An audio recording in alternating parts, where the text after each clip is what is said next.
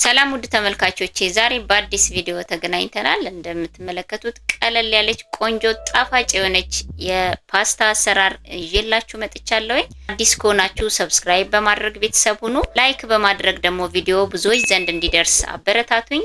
ወደ ቪዲዮ እንደምትመለከቱት ለፓስታ አሰራር የሚያስፈልጉ ነገሮችን አዘጋጅቻለሁ። የመጀመሪያው ግብአት ሽንኩርት ነው። ሽንኩርቴን መጥበሻዬ ላይ አድርጌ የተወሰነ በራሱ እንዲበስል አደርገዋለሁኝ። ሌላኛው ቲማቲም ነው። 2 ፍሬ ቲማቲም ነው የተጠቀምኩትኝ።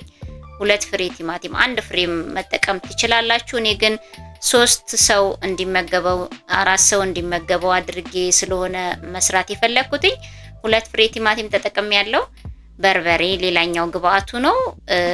ቆንዶ በርበሬ ግማሽ የሻይ ማንኪያ አዘጋጅቻለሁ። ሌላኛው መከለሻ ነው። ቀጣዩ ደግሞ ዘይት ናቸው። እነዚህን ግብአቶች በመጠቀም ቆንጆ ቀለል ያለ ጣፋጭ የሆነ የፓስታ አሰራር እንሰራለን። ሽንኩርቴን ጥጃለሁኝ። እንደምትመለከቱት የተወሰነ በራሱ እንዲበስል አደርገዋለሁኝ። የተወሰነ በራሱ ከበሰለ በኋላ ደግሞ የሚጨመሩ ግብአቶችን ጨማምረን ቁሌታችንን ቆንጆ አድርገን እናቁላላለን ማለት ነው። ቁሌቱ ቆንጆ ሆኖ ከተቁላላ የትኛውም ነገር ቢሆን ጣፋጭ ነው የሚሆነው። መስራት ያለብን ቁሌቱ ላይ ስለሆነ ማለት ነው።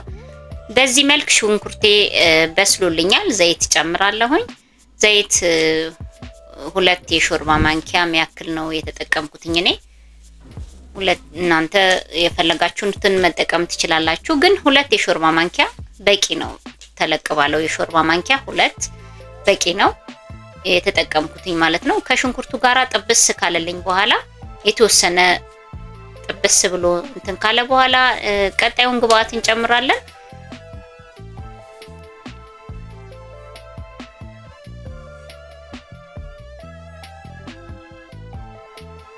ይኸውላችሁ እየበሰለልኝ ነው። ከዘይቱ ጋራ ሽንኩርቱ አብሮ ጥብስ እያለ ነው። ቀጣዩ በርበሬ ነው የምንጨምረው። በርበሬያችንን ደግሞ መጠን አድርገን በሰው እንደየሰው ፍላጎት ነው። እኔ እንዳያችኋት በትንሿ የሻይ ማንኪያ ነው እየጨመርኩ ያለሁትኝ። በሻይ ማንኪያ 2 ጨመርኩኝ። አይቼ ጨምራለሁኝ ብዬ ነው። 1 የሻይ ማንኪያ ጨመርኩኝ። እንደምትመለከቱት አጠቃላይ 3 የሻይ ማንኪያ ማለት ነው። በትንሿ ማንኪያ ስለሆነ በርበሬያችን ጥብስ ማለት አለበት። አብሮ ውሃ ጠብ እያረጋችሁ ቆንጆ ሆኖ እንዲቁላላ ማድረግ አለብን።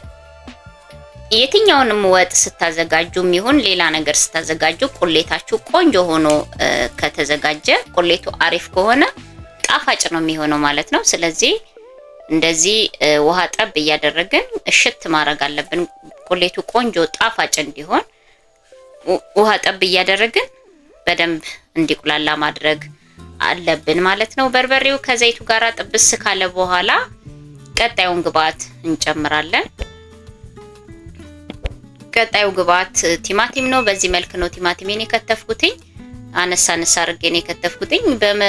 በመፈቅፈቂያም መፈቅፈቅ ይቻላል፣ ቆንጆ ሆኖ እንዲዋሃድ ቶሎ እንዲበስልልን። እንደገና ደግሞ የቲማቲም ድልህም መጠቀም ይቻላል። እኔ ግን ኖርማሉን ቲማቲም የተወሰነ ቀጠን አድርጌ ከትፌን የተጠቀምኩትኝ ይቻላል። ይሄም ቆንጆ ነው። በደንብ እንዲበስል ማድረግ አለብን።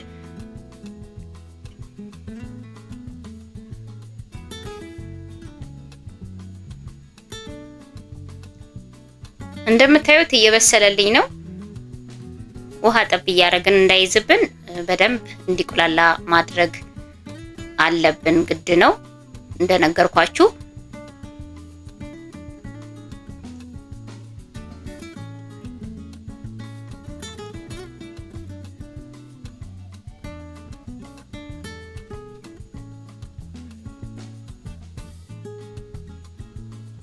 ይሄው እንደምታዩት እየበሰለ ነው። ቆንጆ ሆኖ እየበሰለልን ነው።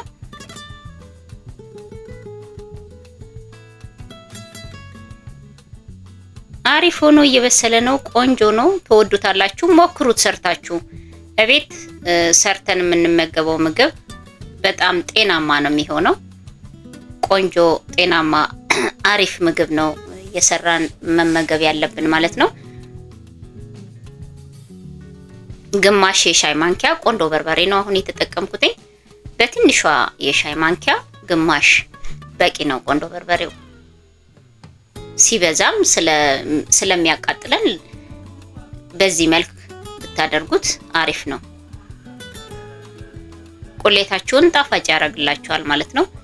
ውሃ እንደዚህ ጠብ እያደረግን እየከለስ ነው። አሁን ኦሬዲ እያለቀ ነው።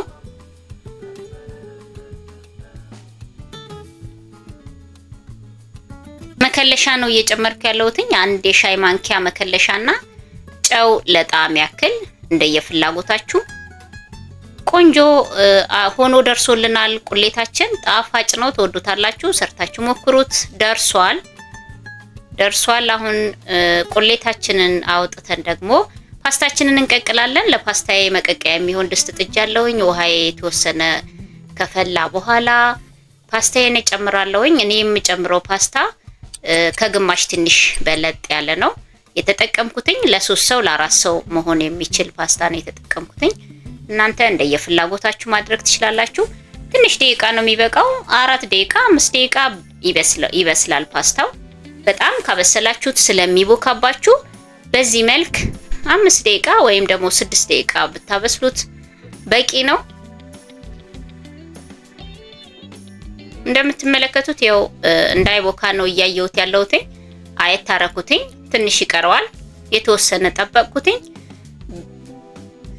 ያው እንደምታዩት ቆንጆ አሪፍ ሆኗል። ፓስታችን ደርሷል። እየገለበጥኩ ነው። በማጥለያ የገለበጥኩኝ። በዚህ መልክ ይውላችሁ ለምግብ ዝግጁ አድርጌ አቅርቤዋለሁ። በጣም ጣፋጭ ነው። ትወዱታላችሁ። አንደኛ ነው። ሰርታችሁ ሞክሩት። ቀጣይ ቪዲዮ እስክንገናኝ ቻው ቻው።